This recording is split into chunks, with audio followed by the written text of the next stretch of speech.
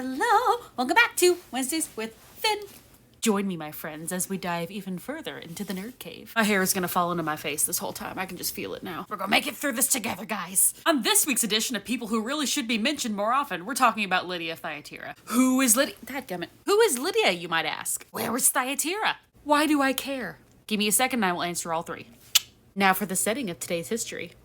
Thyatira is a city in what is now modern-day Turkey, and it's still there if you want to visit it, except now it's called Akhisar, or White Castle. Thyatira was a major trading city right on the Roman road and was dedicated to the god Apollo, and was home to one of his many cults. Thyatira was also a city known to host many great craftsmen, specifically those who were great with dyeing fabrics with indigo. So it was known for a lot of blue fabrics and also purples. Speaking of purples, our leading lady for today is Lydia. Paul has just gotten to Macedonia and he's come to this city called Philippi, and he's looking for people to share the word with. Alright friends, turn with me now to Acts chapter 16 verse 13. We're going to just start reading, okay?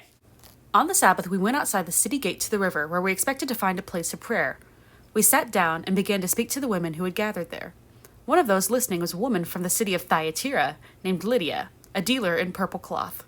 She was a worshiper of God. Alright, I know there's only 2 verses, but there's already so much to unpack here and I'm so excited.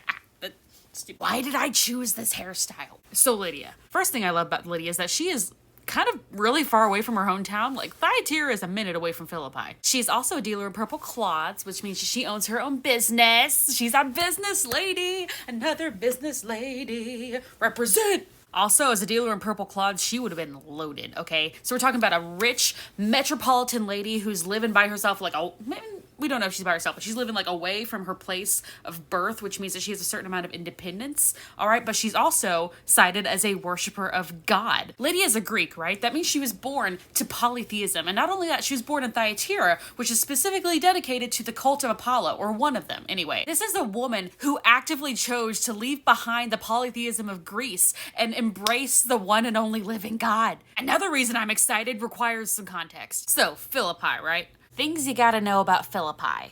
Philippi is a Roman city in a Roman province of Macedonia, which means it's very, not Jewish or not Christian. Like, it's pretty solidly polytheistic, mostly the Greek gods, or the Roman remixes of the Greek gods, which are literally just the Greek gods that have been given different names. Like, bro, come on, get some creativity. Philippi was also a very popular destination for Roman military retirees, and so you would have like a lot of retired military officers just living in the city. Retired military officers who just got done putting down a revolt in Judea. Did I remember to mention the Jewish rebellions?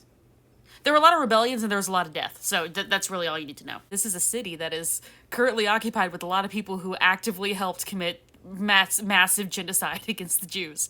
So yeah. Have I mentioned that the Romans hate the Jews? For why the Romans hate the Jews, it's about this thing called the Pax Deorum. So the Romans believed that whenever they conquered a new place, they had to win the approval of the local gods. That way that every time they would spread off into their empire, they wouldn't have to keep defending the same spots because they thought the gods of the area would have their back and keep the area under Roman rule. This is why the concept of monotheism posed a massive threat to the empire.